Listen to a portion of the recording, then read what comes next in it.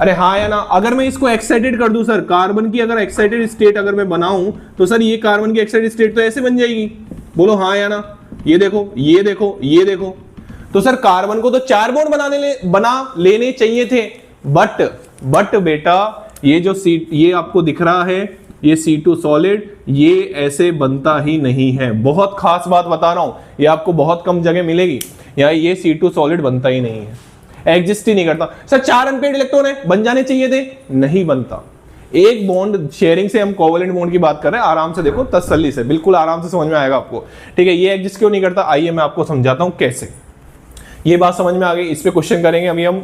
और ये ध्यान रखना, 2 एटम के बीच में बॉन्ड बन रहा है तो पहला सिग्मा दूसरा पाई बनता है, लेकिन उसमें भी एक एक्सेप्शन है जो हम एमओटी में पढ़ाते हैं, C2 एक एक्सेप्शन है और इसको एक्सप्लेन किया जाएगा एमओटी से। इसमें सिग्मा बॉन्ड नहीं है, इसमें दोनों पाई बॉन्ड है। और ये क्वेश्चन बहुत बार पूछा जा चुका है। एमओटी एक्सप्लेन करती है, मैं फिर से बता रहा हूं, आई नो कि ये एक्सेप्शन है इस बात का कि पहले 2 एटम के बीच में सिग्मा बॉन्ड बनता है, उसके बाद पाई बॉन्ड बनता है। आराम से देखो, क्योंकि सिग्मा बॉन्ड एक से ज्यादा आप नहीं देख रहे हो, अच्छे से देखो, चाहे सिंगल बॉन्ड हो, चाहे डबल बॉन्ड हो, चाहे ट्रिपल बॉन्ड हो, सिग्मा बॉन्ड एक ही है, बाकी सब पाई होते हैं।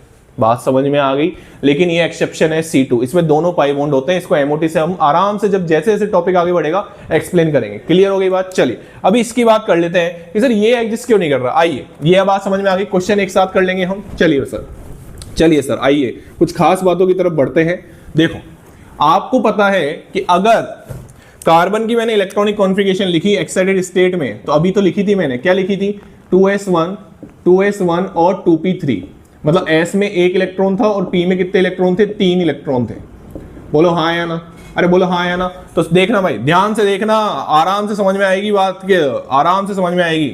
ये मैंने S ऑर्बिटल बना दिया, ये देखो आराम से, ये मैंने P ऑर्बिटल बना दिया x एक्सिस पे, ये x, ये अपन मान लेते हैं y और ये मान लेते हैं z, कोई टेंशन वाली बात नहीं है।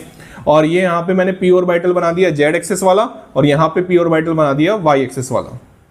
देखो आराम से, अब मेरे को 2 C एटम मिलाने थे, आइए 2 C एटम मिला लेते हैं। अपने क्या जा रहा है, ये देखो 2 C एटम मिला लेते हैं। ये देखो, ये अपन ने ये बनाया और ये बनाया और ये बनाया, बिल्कुल सेम, बिल्कुल डिट्टो, कुछ कुछ अलग नहीं करना, बिल्कुल सेम। ये क्या हो गया x, ये क्या हो गया y और ये क्या हो गया z।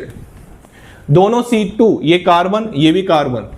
अब आप अपनी बुद्धि लगा लो, आप इसको कोई से भी इंटरन्यूक्लियर एक्सिस से मिलाओ इन दोनों एटम को, मैक्सिमम 3 लोब में ही इंटरेक्शन होगा, क्योंकि जो p ऑर्बिटल्स होते हैं वो आपस में परपेंडिकुलर होते हैं।